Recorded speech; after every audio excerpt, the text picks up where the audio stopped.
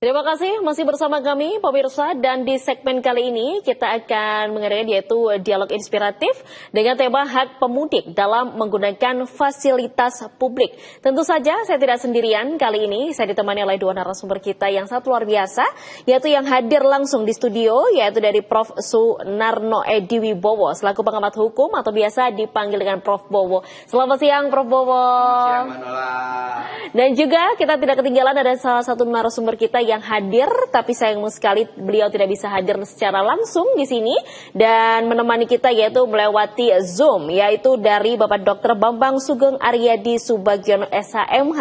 Beliau adalah selaku Komisioner Badan Perlindungan Konsumen Nasional atau BPKN. Selamat siang, Dr. Bambang.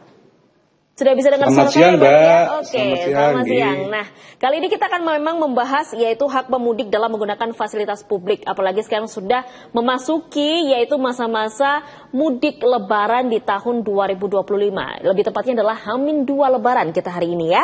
Dan seperti kita tahu bahwasanya perjalanan mudik biasanya memang kita tidak meminta, tapi pasti saja ada dengan adanya kendala-kendala atau bahkan ada informasi tentang adanya kecelakaan yang berada di lalu lintas sepanjang jalan, entah mau tol ataupun lewat bawah itu tadi. Nah, apakah ini bisa menjadi sebuah sebagai pertanggungjawaban jika ada masyarakat yang memang bisa terjadi kecelakaan di jalanan itu tadi? Kita akan bahas ini di segmen kali ini ya. Kita mungkin berbicara terlebih dahulu terhadap ke Pak Bambang terlebih dahulu deh ya. Pak Bambang, sebenarnya memang apa saja sih hak-hak dasar konsumen pemudik dalam menggunakan fasilitas publik seperti transportasi umum maupun jalan tol, atau mungkin para pemudik ini menjalani mudik melalui transportasi pribadi mereka? Terima kasih Mbak, bahwa ya hak konsumen itu pada dasarnya sama untuk baik itu produk yang berupa barang maupun pelayanan terkait dengan jasa ya. Jadi itu sama, yaitu ada 3K istilahnya kalau menurut saya, yaitu kenyamanan, keamanan, dan keselamatan. Dan semua itu Mbak menurut saya harus diupayakan baik oleh pemerintah maupun pelaku usaha maupun ya lembaga-lembaga yang terkait semisal LPKSM itu untuk kepentingan para pemudik yang akan menikmati ya libur di hari raya ini. Oke. Tapi mungkin kita beralih ke dari Prof. Bowo deh selaku pengamat hukum.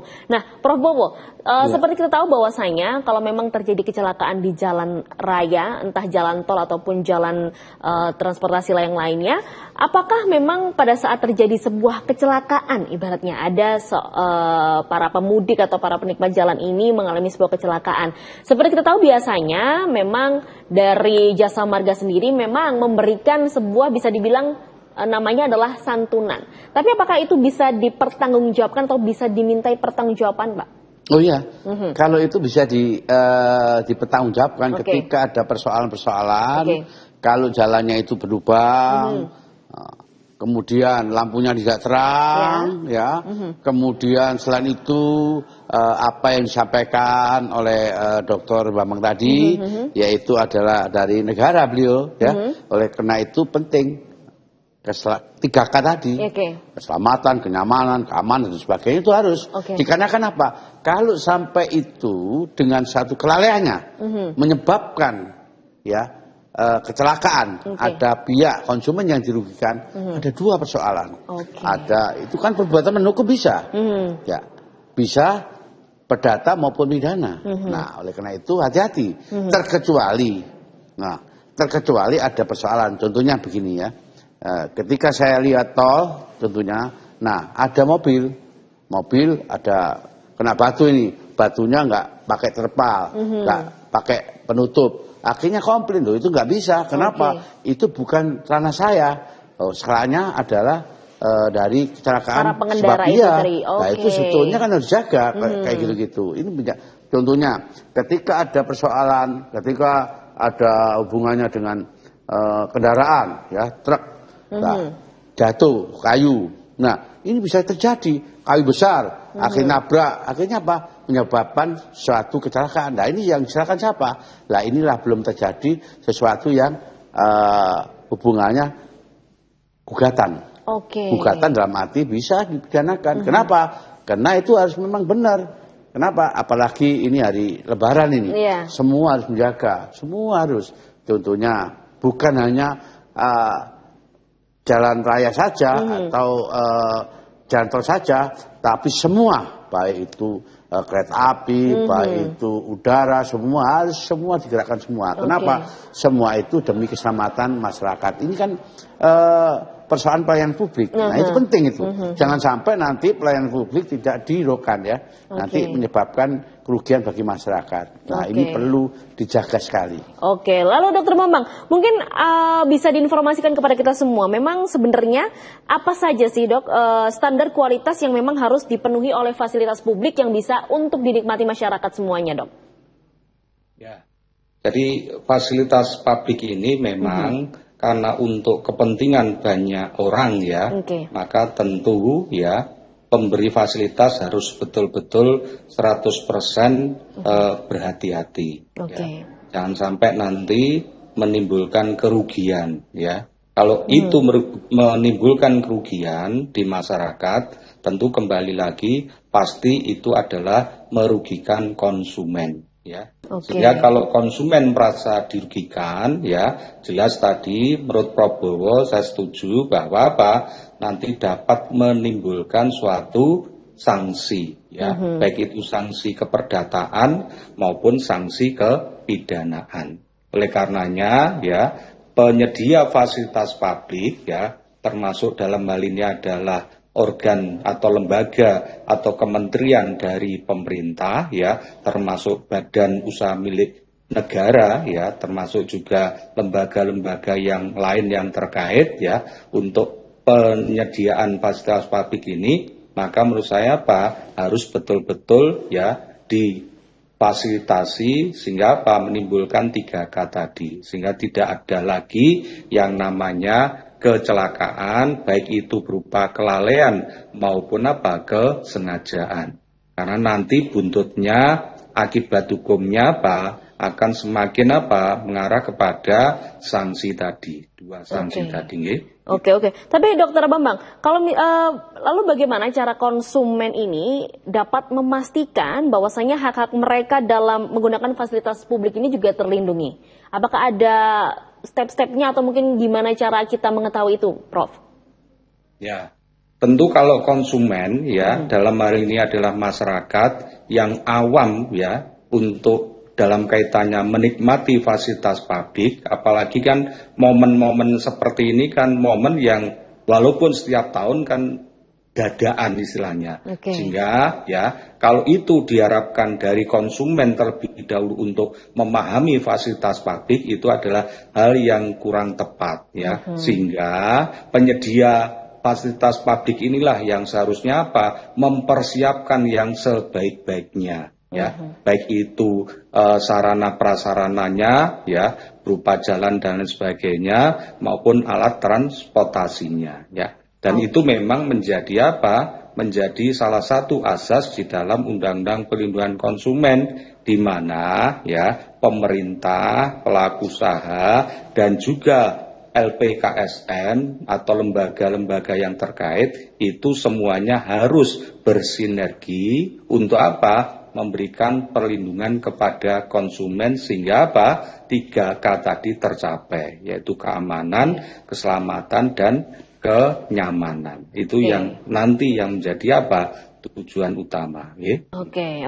Lalu kita mungkin bergeser ke Prof Bowo. Tadi juga Prof Bowo menjelaskan bahwasanya bisa dikenakan tuntutan kepada para penyedia fasilitas publik ini. Kalau misalkan terjadi sebuah kecelakaan yang disebabkan karena memang adanya jalan berlubang atau penerangan lampu jalan pun juga kurang bahkan tidak ada, itu bisa diajukan gugatan. Tapi biasanya Prof, setelah ada terjadi kecelakaan, adanya uang santunan yang diberikan kepada pihak korban. Nah, apakah permasalahan uang santunan ini bisa terselesaikan atau mungkin para pihak korban ini juga akhirnya bisa menuntut kembali meskipun sudah diberikan uang santunan tersebut, Prof? Sebenarnya bisa tidak? Ya, Mbak Nola, memang santunan itu haknya, tapi pidananya kan lekat. Ketika ada satu kelalaian ya tentang apa yang disampaikan Dr. Bambang tadi, ya orang yang bertanggung jawab pada fasilitas, contohnya fasilitas tentang konsumen tadi, ya masyarakat yang berhubungan dengan menikmati suatu tol katakanlah seperti itu. Nah itu harus, nah itu pun salah satunya. Nah yang ada lagi, ketika tol tadi ya, tol itu kadang-kadang itu kita naik, itu nggak ketahui naiknya berapa dan sebagainya. Sebetulnya itulah yang saya sampaikan pada Dr. Bambang.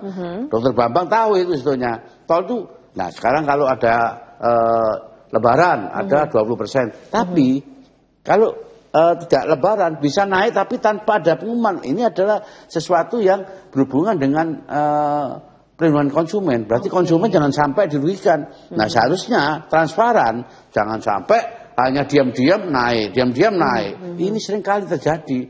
Loh kenapa? Kalau orang nggak ngitung, nggak tahu. Kalau ngitung loh, ini saya beli 200 nih. Kok tahu-tahu habis? Ternyata apa?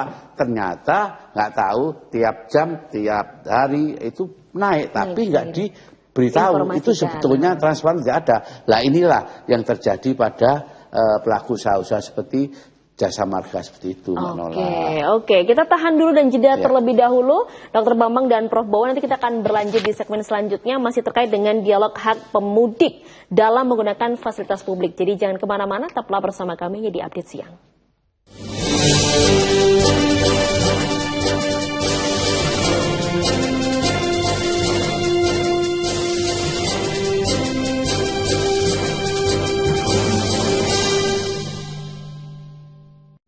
Terima kasih masih bersama kami pemirsa, dan di segmen kali ini kita masih tetap berdialog dengan dua narasumber kita yang sangat luar biasa. Ada Prof. Bowo di sini yang hadir langsung di studio dan juga Dr. Bambang, yaitu beliau dari BPKN yang hadir melalui Zoom kali ini. Masih terkait dengan hak pemudik dalam menggunakan fasilitas publik yang dimana seperti kita tahu kita sudah menjelang H-3 Lebaran. Jadi ini adalah titik tinggi-tingginya para pemudik melakukan perjalanan jauh maupun dekat. Nah, tadi kita juga sudah membahas bagaimana apakah ada perlindungan konsumen jikalau ada terjadi sebuah insiden yang tidak diinginkan oleh para pejalan ini dan dirugikan oleh fasilitas publik yang ada, bahkan yang kurang memumpuni itu tadi. Kita mungkin balik lagi ke Dr. Bambang dari Komisioner Badan Perlindungan Konsumen Nasional atau dari BPKN. Dr. Bambang, sebenarnya memang cara konsumen atau pemudik ini yang bisa dibilang dapat mengajukan keluhan atau gugatan terhadap pelanggaran hak-hak konsumen ini sebenarnya apakah ada step-stepnya tertentu atau mungkin bagaimana tuh, Dok? Ya, siap. Bahwa konsumen-konsumen yang merasa dirugikan sebenarnya punya tahapan yang harusnya disesuaikan dengan aturan yang ada di dalam Undang-Undang Perlindungan Konsumen. Pertama adalah melakukan tuntutan langsung namanya atau klaim, ya. Jadi klaim itu adalah ditujukan kepada pelaku usaha, ya, ataupun badan yang sebagai pengelola, ya, di mana itu menimbulkan kerugian bagi konsumen. Nah, keluhan itu bisa dilakukan secara langsung, ya, baik secara lisan maupun tertulis. Dan bila mana keluhan atau tuntutan langsung itu tidak ditanggapi, baru nanti step atau tahapan kedua adalah, ya, kalau ini seorang konsumen, dia boleh langsung menggunakan lembaga yang namanya Badan Penyelesaian Sengketa Konsumen atau BPSK yang kedudukannya di setiap provinsi itu ada. Jadi boleh kalau ini tidak ada tanggapan atau jawaban atau diabaikan oleh, ya, pelaku usaha yang dalam hal ini adalah yang mengelola, ya, fasilitas-fasilitas publik seperti ini, maka bisa mengajukan ke aduannya ke BPSK. Nah, kalau BPSK itu memang untuk konsumen perorangan. Tapi ini kan masalahnya adalah pada momen-momen di mana banyak konsumen, ya. Jadi lebih dari satu itu menurut UPK itu adalah merupakan bukan lagi seorang konsumen, tapi itu berupa kelompok konsumen, ya. Jadi kalau itu ada 2 atau lebih ya konsumen atau masyarakat yang dirugikan, maka tidak bisa lagi menggunakan Badan Penyelesaian Sengketa Konsumen tersebut, tapi mereka harus mengajukan gugat secara class action atau gugatan kelompok melalui pengadilan. Itu yang bisa dilakukan. Nah, terkait dengan sanksi tadi sudah disinggung oleh Prof Bowo tadi bahwa kalau itu sanksinya memang yang berupa misalkan santunan ya, itu santunan itu adalah salah satu bentuk ganti rugi yang diatur di dalam UPK ya, bisa santunan, bisa perawatan kesehatan, bisa kemudian penggantian produk yang atau jasa yang sejenis atau penggantian uang. Itu kalau sesuai dengan aturan di dalam UPK ya. Tapi kalau nanti misalkan ya aduannya itu satu tetap perorangan diajukan ke BPSK ya, maka acuan dari BPSK itu sebenarnya bisa mengarah pada apa yang saya sampaikan, ada 4 bentuk ganti kerugian di pasal 19 tadi ya, tapi juga bisa dijungtokan ke pasal 60, yaitu di mana penggantian biaya itu dalam bentuk pemberian sanksi administratif ya, maka jumlahnya di pasal 60 itu bisa bisa maksimum yaitu sampai 200 juta. Sehingga nanti BPSK sebagai lembaga yang menerima aduan perorangan dari seorang konsumen boleh ya menjatuhkan ya ganti rugi dalam bentuk sanksi administratif itu sampai 200 juta. Ya, kemudian kalau diajukan ke class action bagaimana? Lah itu sesuai dengan tuntutan dari kelompok konsumen tadi. Kalau masing-masing ingin mengajukan misalkan ganti ruginya adalah per orang adalah 10 juta ya, maka ya tinggal mengalihkan berapa kelompok konsumen itu yang mengajukan class action ya. Oke. Mungkin kita bergeser ke Prof Bowo selaku pengamat hukum. Tapi Prof Bowo, kalau menurut Prof Bowo sendiri sebenarnya siapa sih yang berperan untuk memastikan bahwa fasilitas publik ini memenuhi standar yang cukup untuk bisa dinikmati oleh para pemudik ini, Prof? Sebenarnya. Ya, memang harusnya ya peran dari pemerintah itu memang peran sekali. Dikarenakan ada keselamatan, kenyamanan, yaitu penting sekali. Nah, tadi apa yang disampaikan oleh Dr. Bambang. Nah, ini ketika nanti ada kelalaian, ada persoalan.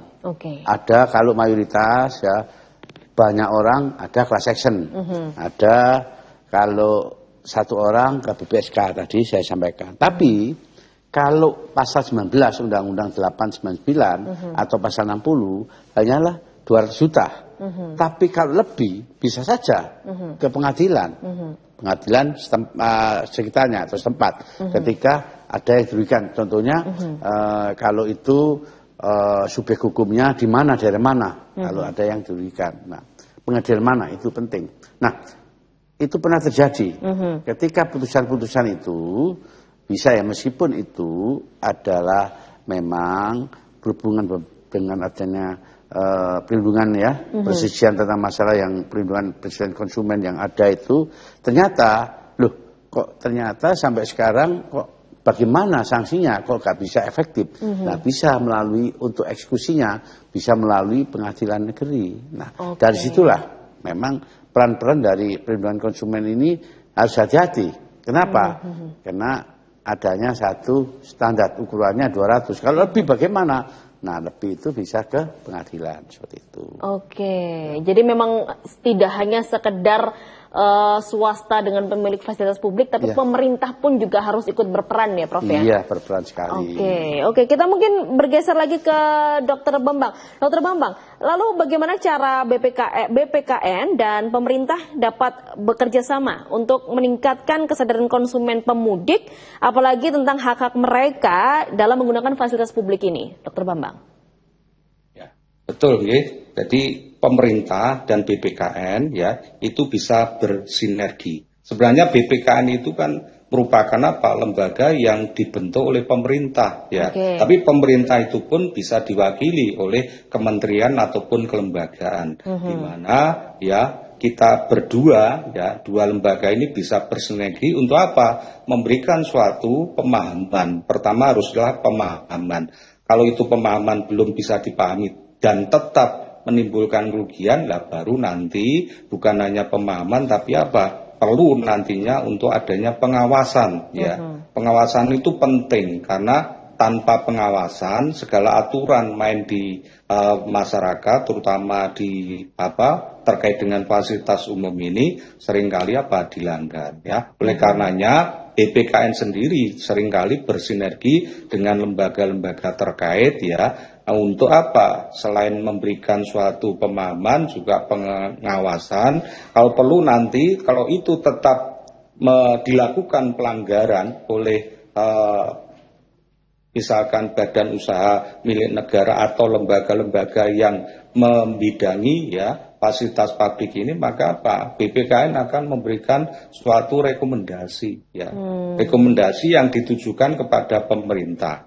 Tapi rekomendasi itu bukan hanya rekomendasi yang nanti tidak tidak ada suatu hasilnya, tidak. Itu nanti pasti akan diperuntukkan kepada lebih untuk agar supaya lembaga-lembaga yang telah melakukan pelanggaran itu itu bisa berubah, ya.